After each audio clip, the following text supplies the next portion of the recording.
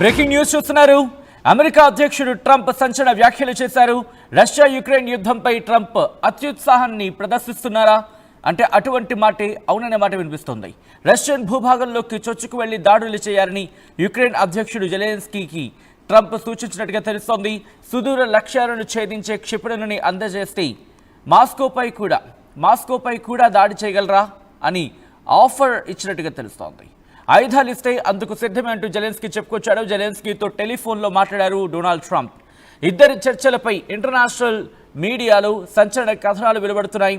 పుతిన్తో చర్చలపై అస్పష్టత ఏర్పడడంతో ట్రంప్ నిర్ణయం తీసుకున్నట్టుగా తెలుస్తోంది. యుక్రెయిన్కు ఆయుధాలు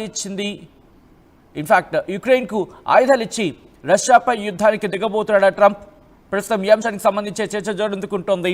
మరి ముఖ్యంగా 50 రోజుల అంశం తెర మీదకి వచ్చిన తర్వాత ట్రంప్ ఈ నేపథ్యంలో కీలకమైన నిర్ణయం తీసుకున్నాడా అంటూ చర్చ జరుగుతోంది. ఇప్పుడు నేరుగా రష్యా అధ్యక్షుడు వ్లాదిమిర్ పుతిన్ని టార్గెట్ చేసుకున్నాడా?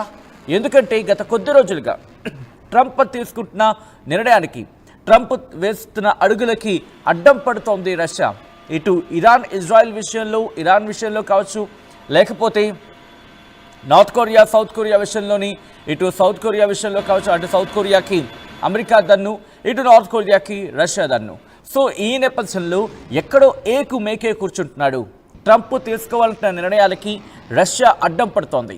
ఈ నేపథ్యంలోనే ట్రంప్ ఆలోచన కొనలో, ట్రంప్ దృక్పథంలో ఇటు రష్యా అధ్యక్షుడు వ్లాదిమిర్ పుతిన్ని కనుక సైడ్ చేసేస్తే, రష్యా అధ్యక్షుడు వ్లాదిమిర్ పుతిన్ని కనుక టార్గెట్ చేస్తే తన అడుగులు మరింత ఈజీ అవుతాయనే భావనలో అధ్యక్షుడు ట్రంప్ ఉన్నాడా?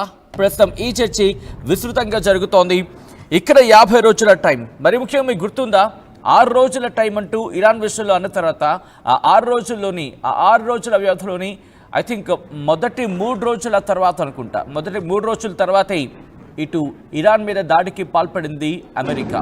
B-2 బాంబర్లతో ఇరాన్కి సంబంధించిన కీలకమైన ఫోర్దో ఆ న్యూక్లియర్ బేస్ని, న్యూక్లియర్ ఫెసిలిటీని టార్గెట్ చేసింది అమెరికా. ఇటు ఇజ్రాయెల్ కూడా ఎటువంటి పని అప్పచెప్పలేదు. సో ఈ నేపథ్యంలో ఇప్పుడు నేరుగా అమెరికానే రంగంలోకి దిగబోతుందా?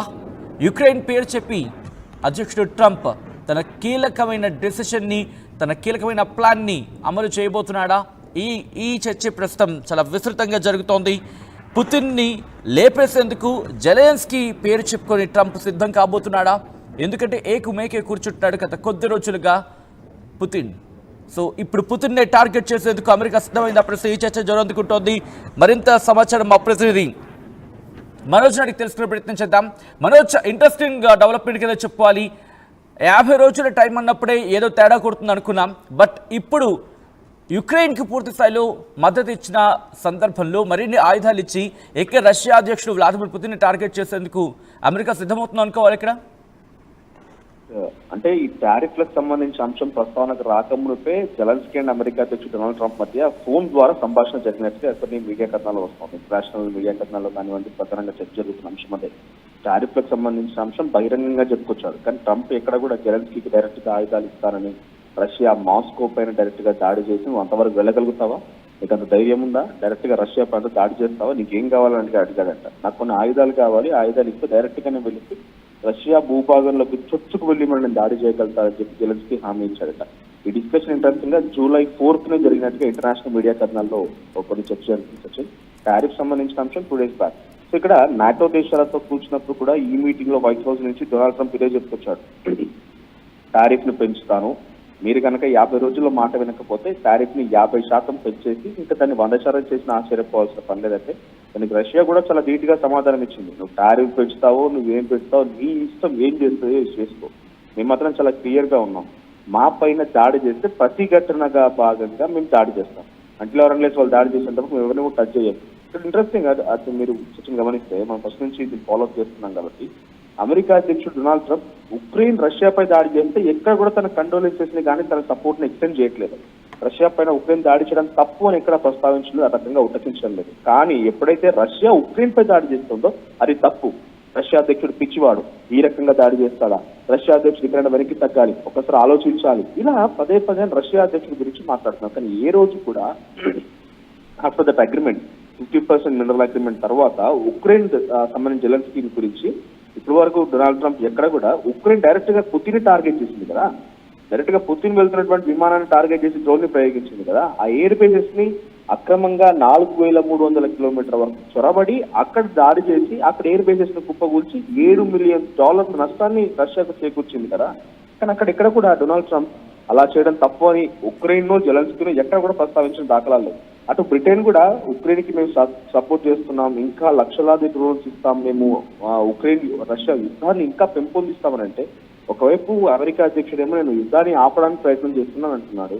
మరి బ్రిటన్ వెనక నుంచి ఉక్రెయిన్ తట్టి లేపి నువ్వు ఇంకా దాడి చేయి డ్రోన్లు ఇస్తా, నీకు మిసైల్స్ ఇస్తా అని చెప్పి బ్రిటన్ చెప్తుంటే, అమెరికా అధ్యక్షుడు నిజంగా ఈ యుద్ధాన్ని ఆపాలనుకుంటే బ్రిటన్ కూడా తప్పుపట్టాలి. కానీ బ్రిటన్ అధ్యక్షుడితో భేటీ అవ్వడాలు, బ్రిటన్ సెక్రటరీలతో భేటీ అవ్వడాలు, నాటో దేశాలతో భేటీ అవ్వడాలంటే అమెరికా అధ్యక్షుడు కూడా పైకి చూడడానికి మాత్రం యుద్ధాన్ని ఆపాలనేటువంటి ఒక ఆలోచనతో ఉన్నారు. కానీ లోపల మాత్రం ఆయన వర్షం అయితే డెఫినెట్గా యుద్ధాన్ని ఇంకా కొనసాగిస్తేనే బాగుంటున్న రకంగా అయితే ఆయన వర్షం అర్థమవుతుంది. బికాస్ యుద్ధాన్ని కొనసాగించడం వల్ల రష్యా కూడా కొంత ఇబ్బంది పాలవుతుంది. నిజంగానే మీరు అంటున్నట్టు కొన్ని రోజుల పాటుగా ఏకమేకై కూర్చున్నాడు పుతిన్.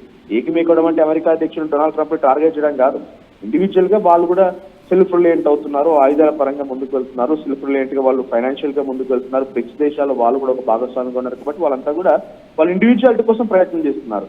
రష్యా మీదే కాదు, డొనాల్డ్ ట్రంప్ ఇండియా మీద అక్కసు వలగస్తున్నాడు, చైనా మీద ఆ రకంగా అక్కసు వలగస్తున్నాడు. అంటే బికాజ్ మనంతా కూడా వెస్టర్న్ కంట్రీస్ పైన ఆధారపడకుండా సెల్ఫ్ రిలయంట్ గా ఉండాలన్న ఆలోచనతోనే బ్రిక్స్ అనేది ఏర్పాటు చేసుకుని ముందుకు వెళ్తున్నాం కదా.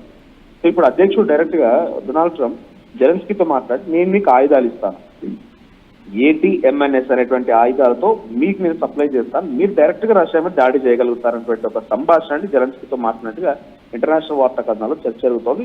ఒక రకంగా నిజమే కావచ్చు, మనం తప్పుపట్టాల్సిన పని కూడా లేదు. బికాస్ అమెరికా అధ్యక్షుడు ఎక్కడ యుద్ధం జరిగినా అక్కడ నేను ఉండాలి, అక్కడ నేను అయితే ఆపాలి, లేకపోతే రెచ్చగొట్టాలి. ఇరాన్ ఇజ్రాయల్ యుద్ధంలో ఏం జరిగింది? ఇరాన్ని ఆపలేకపోయాడు మాటల రూపేణ. సో దాడి చేశాడు, మళ్ళీ కాళ్ళ బేరానికి పోయాడో లేకపోతే ఏం జరిగింది తెలియదు, మొత్తం యుద్ధం ఆపగలిగాడు. ఇంట్రెస్టింగ్ గా సచిన్ 2 days బ్యాక్ కూడా నాటో దేశాలకు సంబంధించిన సెక్రటరీ వైట్ హౌస్ లో భేటీ అయితే మళ్ళీ ఇండియా గురించి మాట్లాడాడు డొనాల్డ్ ట్రంప్. ఇండియా పాకిస్తాన్ యుద్ధాన్ని ఆపింది నేను ట్రేడ్ టాక్స్ అని చెప్పడం వల్లే, నేను ఇచ్చేటువంటి ఆఫర్ మూలంగానే ఇండియా తన యుద్ధాన్ని ఆపేసింది. ఈ వ్యాఖ్యలు మళ్ళీ చేశాడు. అంటే ఇంటర్నేషనల్ ఏం ప్రూవ్ చేయాలనుకుంటాడంటే ఆయన నేనే యుద్ధాలను ఆపుతున్నాను అనే రకంగా ప్రూవ్ చేయాలనుకుంటున్నాడు. అది సాధ్యం కాకపోతే ఇరాన్ లాంటి ప్రాంతాల్లో ఏ రకంగా దాడి చేశాడో రష్యా వినడం లేదు. ఇప్పుడు రష్యా ఎందుకు వినడం లేదంటే ప్రతిఘటిస్తోంది అనేది మాత్రం చాలా క్లియర్. బికాజ్ ఇండియన్స్ కి చాలా మంచి ఫ్రెండ్ రష్యా. ప్రతిఘటన వరకే కొనసాగుతోంది. ఉక్రెయిన్ దాడి చేస్తే దాన్ని రిలియేట్ చేసే ప్రయత్నమే చేస్తోంది, కానీ ఎక్కడ కూడా ప్రత్యక్షంగా మేమే దాడులు చేస్తామని మాత్రం ఉక్రెయిన్ వెళ్ళడం లేదు. సో ఇప్పుడు ఉక్రెయిన్ కి మరింతగా నేను ఆయుధాలు సమకూర్చి రష్యాపై దాడి చేస్తా, రష్యా సైలెంట్ గానే ఊరుకోవాలంటే కుదరదు కదా. ఆయన ఆయుధాలు సమకూర్చి ఉక్రెయిన్ సపోర్ట్ చేస్తూ ఉక్రెయిన్ వచ్చి రష్యాపై దాడి చేస్తే రష్యా సైలెంట్ కూర్చోవడానికి అక్కడ ఉంది పుతిన్. ఆయన ఎవరి మాట వినడు. అమెరికా అధ్యక్షుడు డొనాల్డ్ ట్రంప్ వచ్చినా, లేకుంటే చైనా పోయి జిన్పింగ్ చెప్పినా, ఎవరు చెప్పినా కూడా వినడు. ఆయనకి ఇండివిజువాలిటీ ఉంటుంది. ఆ దేశ రక్షణ కోసం వాళ్ళ నిర్ణయాలు తీసుకోవాలి. ఇంకో 3వ కంట్రీ ప్రమేయం వచ్చేసి ఎంతవరకు యుద్ధాన్ని ఆపగలుగుతాను, మధ్యవర్తిత్వం వహిస్తా అంటే మధ్యవర్తిత్వం ఎలా ఉండాలి, ఇరు దేశాలకి అంగీకారం కుదిర్చే విధంగా ఉండాలి. కానీ నేను ఉక్రెయిన్కి ఆయుధాలు ఇచ్చి నీకు సపోర్ట్ చేయకుండా దాడి చేస్తా, నువ్వు యుద్ధాన్ని ఆపుకోవాలని అంటే కుదరదు కదా. సో ప్రెసిడెంట్ డొనాల్డ్ ట్రంప్ యొక్క వ్యవహార శైలి డెఫినెట్ గా అన్డౌటెడ్ గా మనం పదే చెప్తున్నట్టుగానే ఆయనకు వయసు మీద పడింది. 78 ఏళ్ళ వయసు వచ్చింది. అయితే నోబెల్ ప్రైజ్ అవార్డు రావాలని చెప్పి అనేక దేశాల నుంచి ప్రయత్నాలు చేస్తూ యుద్ధాలు ఆపినట్టుగానే